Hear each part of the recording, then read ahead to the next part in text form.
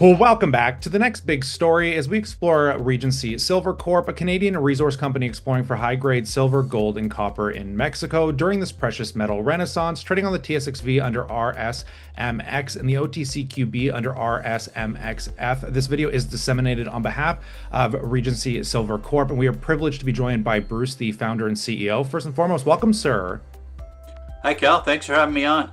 Yeah, it's such a pleasure to get you on. And I just want to dive into this, perhaps for newer audiences that are just stumbling into this. Can you kind of just give us a broad view of exactly what you guys are doing there in this current, silver market and why people should be paying attention? Sure. Regency Silver is the best project that I personally have seen in the country. I've seen a lot of projects in Mexico, but I haven't seen anything quite like the Dios Padre project that we own up in Sonora. It's in eastern Sonora, surrounded by big mines like La India, like Mulatos, like Dolores, uh, all owned by big companies. And we're on the edge of the Laramide Porphyry Belt that extends all the way down from the States down to southern Sinaloa.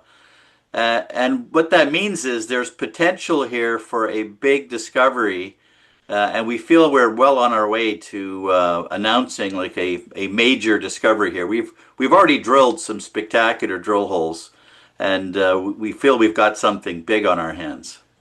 Yeah, absolutely. And I appreciate the insight here, but maybe broad viewing the markets first. Gold and silver have been obviously on this historic run. I mean, what are your thoughts on the current markets here, and how do you see the rest of 2026 perhaps going if we were to speculate?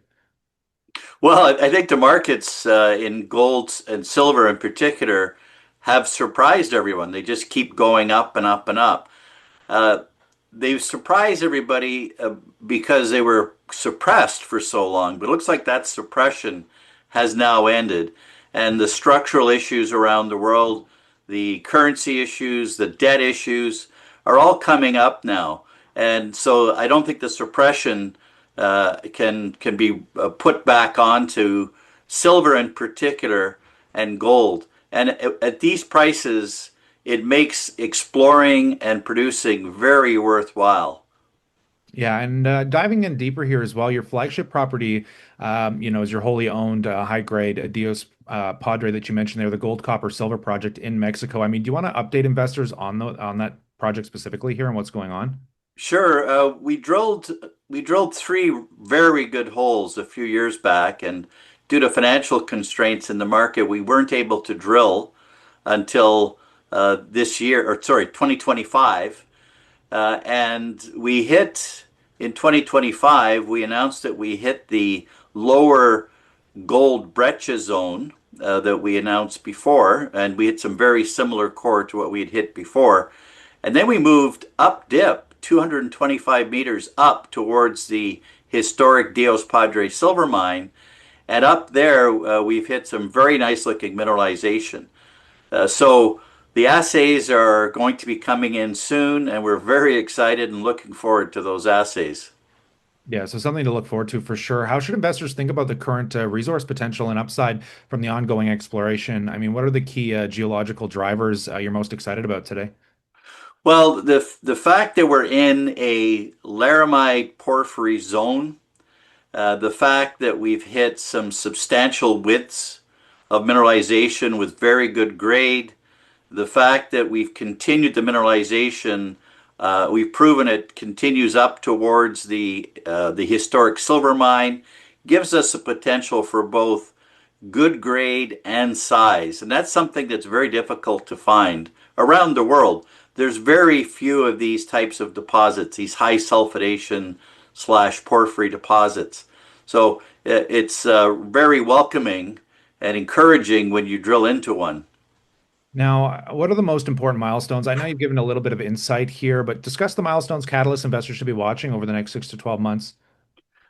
Well, the biggest milestone is ongoing drilling and assays as we prove the geologic potential of the deposit.